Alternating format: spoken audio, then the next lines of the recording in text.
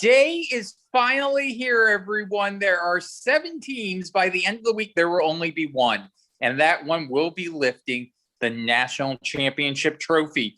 And could one of those teams be the ones playing tonight, as Belmont Abbey, the champions of the Conference Carolina, is going to take on the champions of the EIVA, Penn State? As folks, we know the Nittany Lions, they have championships in their trophy case, whether it was the 94 championship where they beat UCLA, whether it was the 2008 championship with a guy named Matt Anderson tearing it up on the court. Belmont Abbey, they're looking to shock the world tonight to become the first Conference Carolina team ever in program or in the conference's history to win an NCAA tournament match. To break down this championship match, we are joined by 2 of the best volleyball minds, Jonathan Bates and Peter Stewart. So, fellas, let's talk about this match. It is the matchup that I think there's some intrigue to this. Jonathan, you've been keeping track of these teams all season long. What do people need to know about these teams going into the tournament or going in this match tonight? So both teams have won their last 4 matches coming in. I think the records might not be as truthful or representative, especially on Belmont Abbey's side, as it might seem. Belmont Abbey has a record of 15-7, but they were hit by COVID early in the season, and because of that, they were the number 2 seed in the Conference Carolinas tournament that they won to get the auto bid for the NCAA tournament. As for Penn State, another 21 season, another EIVA championship, they look like they're hitting on all cylinders, and I think you'll hear Pav say that they're just fortunate or happy to be playing the tournament, but I think some players might be using this playing match as a little chip on their shoulder because they probably feel like they don't belong as the number 6 seed in the country in the tournament. Yeah, and that was one of the interesting things. We remember that EIVA tournament finals. Coach Jay Hossick came on in after a loss, said he would be absolutely outraged and would feel insulted if Penn State was number 16 in the playing match. We asked Pat about it, and his comment was, no, I'm not insulted at all. This is a crazy year. Well, look, we know the strengths of Penn State. You talk about Cal Fisher, can just rip it and grip it and rip it, serving, lights out performance. You got a stud setter in Cole Berger, who probably is going to be going pro. You got a fantastic pin hitter right there in Brett Wildman. Maybe has a future in the USA Volleyball gym. But folks, do not sleep on Belmont Abbey. And Peter, you know this team pretty well. You were the libero at Tusculum this year. You ran into them. Tell us what people should look out for with Belmont Abbey and the players to keep an eye on. First and foremost, you got to look out for their setter, Brendan Davis. He is a phenomenal setter, and not only setter and leader, but he runs the court like a professional. He's led his team to be hitting at 263 on the season, and he's 6th in the nation in assists per set, and that's huge, especially coming from the Conference Carolinas. You don't often see a top 10 setter emerging from that conference. And secondly, you can't forget about my former teammate, Matteo Maselli. That man has been a difference maker for the Crusaders this entire season. He's 27th in aces per set, 12th in the nation for kills per set, and he's running at a 4.6 points per set, which is absurd for a newcomer in that conference. And then, next is their middles. They have 2 top 20 hitters in their middles right now with Riley Mulkey and Brian Long. And that goes a long way, especially with exposing their pin hitters such as Maselli and Kohut. And then lastly, their defense. Brendan and their libero Daniel Kreka, both really good defensive players and often are the catalyst for keeping these plays alive and keeping the team in the game. It's been huge for them this season. I would not expect anything less coming from them in this tournament. Well, we talk about some of the players. One of the players I had an opportunity to sit down and interview this weekend was Belmont Abbey opposite Andrew Kohut. So let's check out that interview. So Andrew, have to ask you right now, you guys are in Columbus. What's the feeling like right now, knowing that you are getting ready to play Penn State? Right now, just a feeling like in the hotel. It sort of just feels like we're on another trip. We got here yesterday, so like it's a little different than before. But I think the feeling is going to hit tomorrow morning, our first practice in the Valley Center. Yeah. So I want to ask you, in terms, we saw some of the Instagram that your team was putting on out. What was the mood like around campus cheer you guys on? It seemed like everyone in Belmont Abbey was pretty pumped for you guys. Yeah, it was a great experience, actually. Just coming from like our two coaches who previously played for the Abbey and like their history there, and then just finally being able to pull a championship out is just a great feeling. Now, you've had an opportunity to look at the tape on Penn State. What's one or two things that stand out for you on the tape that Penn State does well? I think probably just watching how much they run their right side, kind of similar maybe to us a little bit, or also and then just our other outside. They're the two main attackers. Now, I want to ask you, every time of year, you always hear people come out talking about the Conference Carolinas. People have never seen you guys play, suddenly have some really strong opinions about the Conference Carolinas. How do you guys hear that at all? Do you guys use that as motivation, or do you tune all that out? Yeah, no, it's definitely prevalent in like what's going on, but like, yeah, the history, it shows not too much great, but like, why not now? It kind of how we're all coming into this, because we're a great team, so we have the potential to do great things. So we've had an opportunity to talk about some of the players you want to keep an eye on, but let's talk about the strengths of these teams. And Peter, I'm looking at this Belmont Abbey team. If they have my thought is, if they have a chance to hang around in this match tonight, it's going to be because of their passing. And luckily, it looks like they have some players who can pass the ball pretty well, even against a good serving team. Oh, definitely. Both pin hitters, whether it's Maselli or their other pin hitter and the libero, are passing phenomenal on the season. And it's been a definite huge reason of why they've been able to expose their offense and why Davis has been able to really spread the offense for everyone to contribute, not just pin hitters or the right side in Kohut. And Jonathan, we talk about Belmont Abbey. Let's switch the gears a little bit. Talk about Penn State. You look at this team, you look at their strengths. Obviously, it's a serving game, but I think it's a little deeper than that. You just talk about the ability that they have to beat you in so many ways. I think you already hit on the two things that really sets Penn State apart. Their serving. Cal Fisher is the number one player in the country in terms of overall aces, number two in aces per set. He had 27 kills in the EIVA tournament final, MVP of the tournament final, of course. And then you were talking about Cole Bogner. He probably gets overshadowed a little bit because he gets to set Wildman and Fisher, but I think he is such a steady influence and really is probably going to be the key to them winning tonight. All right, a little preview to maybe the Bates prediction right there, but predictions don't come in until later on. Guys, I'll tell you what, though, a lot of teams in Belmont Abbey's position, we hear it so many times, man, we're just happy to be here. Good golly shucks, let's go out and play. Not so fast, though, for the Crusaders. I had an opportunity to sit down with their coach, Nolan Albright, who kind of gave a little insight into, hey, they're not only here for a good time, they're here to make some noise, and they mean business.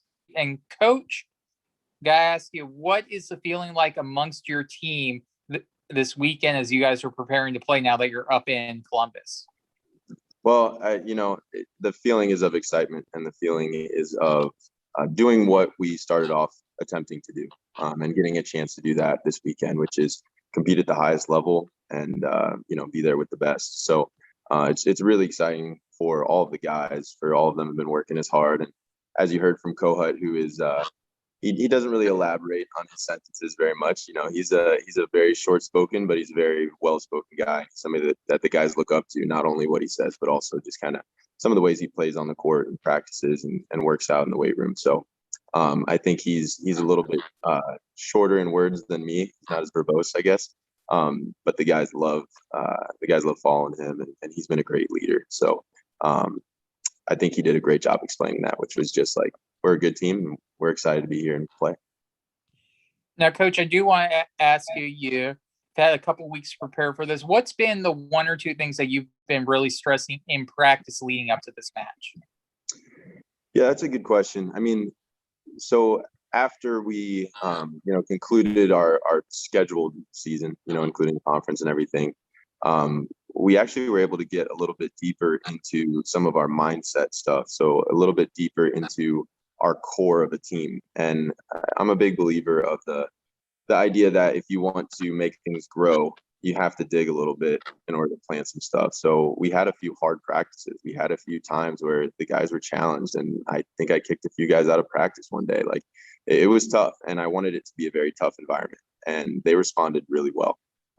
It takes a lot of trust in your leaders to be able to make big moves like that right before we go to a championship. But when the level of play is not where it should be, and we're not performing at a high level sometimes in practice, I'm like, yo, remember where we are, remember who we are, and give me 2 minutes and just come back in and let's get going. So I did that. I think we did that at the beginning of this past week, and they responded really well, and they remembered it. Some were like, yeah, coach, we needed that. So that's kind of one thing I focused on, was a little bit of the mindset, getting back to our core, really, really building on what those core values are of our brotherhood.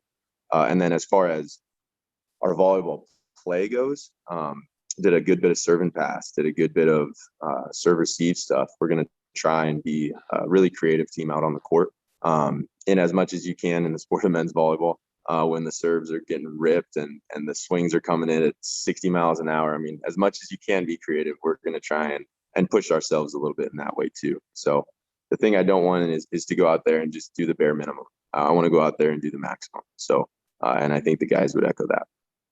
Coach, just a couple follow-up questions here before we let you go on that. Some teams, when they enter the NCAA tournament, it's the mindset of, oh man, we're just happy to be here.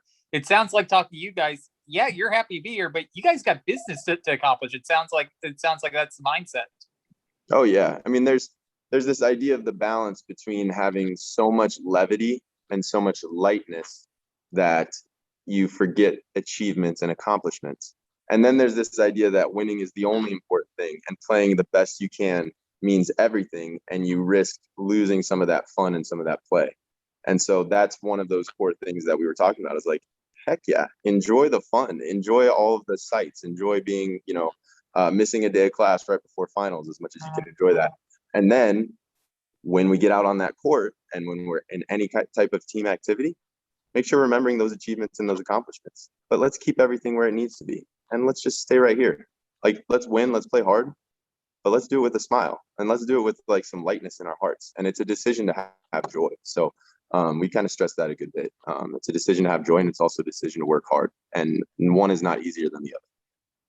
And Coach, you talked about the passing. Who, for people just tuning in to see Belmont Abbey, who are one or two of your passers who you feel have done really well this season and that people should keep an eye on as they're handling the Cal Fisher serves? Yeah. So basically what I would say to that is our passing core has been really, really strong.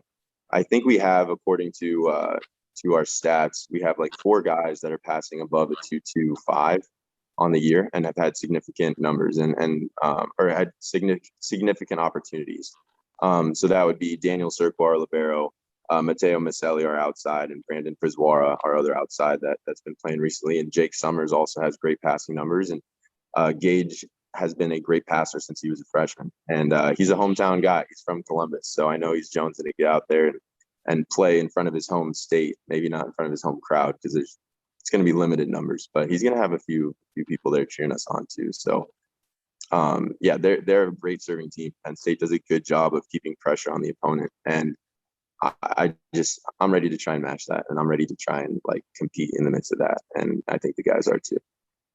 Coach, one final question. We'll end on a lighter note. This is going to be a good matchup between your two teams, but if you were to break it down in terms of mascots, your mascot has a sword. The Nittany Lions mascot has a scarf. Do you feel that your mascot would win in a mascot fight? Well, maybe if it was me against Pav and he had a scarf and I had a sword, I think I would like my chances in that one. But I don't know, a Nittany Lion, when they scream, man, that's loud. And a Crusader, I don't know how well trained that Crusader would be, but I think that'd be a good fight. And it'd be an interesting watch, that's for sure. And Jonathan, I don't know about you, but love the mascot breakdown that we were able to ask him at the end. Gotta get your opinion. You're the mascot aficionado. Who wins, a Crusader or the Nittany Lion? Well, my problem with the Nittany Lion is he doesn't actually have a name. I'll have to defer to Peter. Does the Crusader actually have a name? He actually does. They actually recently named him Benny. So it's Benny the Crusader, and I'd say beware for him. Well, I'll tell you, one person you want to beware of is Mark Pavlik, because he will beat you with niceness. That's without a doubt. And I'll tell without a doubt, nicest guy you will meet. He is the Mr. Rogers of college men's volleyball. And we had a great opportunity to sit down and talk to him via an NCAA news conference that took place on Sunday. So let's play you a couple clips from that news conference. After sitting out last year and not having the opportunity to celebrate what the best is for our sport, this is I can't tell you how grateful and anxious and happy I am that not only our guys but the other 6 teams get to compete this weekend. It sure beats the alternative, and all the work that was put in by the NCAA, the committee, Ohio State, all the leagues out there to give us this opportunity. I tip my hat to and say thank you very much. Just want to ask, you've had an opportunity now to look at Belmont Abbey on tape. What's one or two things that you've seen that the Crusaders do really well? Yeah, they keep the ball in play, Vin. They don't give easy points. There's not a whole lot of hitting errors by them. What they do well. They believe in it. Maselli is as good on the left side as anybody you're going to face, and Kohut on the right side can be as physical as anybody. And you got Brendan Davis, I think, runs a very nice offense for them. So, and maybe some underrated middles there that you can't go to sleep on. And their passing certainly looks like it's put them in a great position. So we're expecting a battle tomorrow. All right, so we've heard from all the players. We've given you some insight, but now it's time to move into the prediction realm. Really no need to play the match after we give these predictions. There's 3 of us, majority rules, don't even have to play on Monday night. So let's go to Peter. Peter, who do you got in this one? This is a really interesting matchup. It's Belmont Abbey's first time in the NCAA tournament. So, in that regard, they have no exposure or experience. But I think, the zero expectations of them going in is going to play to their benefit. This is a team that has something to prove. They're a bunch of fighters. I've played them. I've played with them. And I'm going to pull a wild card. I'm going to say Belmont Abbey is going to pull the upset in 5. Whoa, upset alert, everyone. We got a Belmont Abbey pick. I love that. This is why we got Peter on. All right, Jonathan, who do you got in this one? Are you going on the upset, or as Lee Corso would say, not so fast, my friend? Not so fast, my friend, but I don't have a pencil in front of me, unfortunately, so I can't do the pencil thing with him, or even a mascot head. I'm going to go the total opposite direction. I'm going to go Penn State sweep. So not bad picks either way. Not bad picks. So one of the things, we'll go behind the curtain here, everyone. I just got into Columbus. Long day of travel. One of the things that I thought I was going to do is, hey, as we do these videos, it'd be great if I just channeled my Lee Corso and have props. For Penn State, I was going to bring a scarf. It makes sense. Well, guess what? I forgot my scarf. Could that be a sign that maybe I should go with Belmont Abbey? However, I didn't bring a sword. So with that being said, I gotta go Penn State. However, folks, telling you right now, this is going to be a game. This is not going to be a walk in the park. Belmont Abbey, they can make some noise. I think that we're in store for some good volleyball. So Penn State wins it. Penn State, that's going to be my call. On that note, everyone, enjoy the match. Be sure to stay with Off the Block throughout the day as we bring you college men's volleyball coverage live from Columbus, Ohio, and virtually around the web, wherever we all are. Be sure to check out all our content. Have a good one, everyone.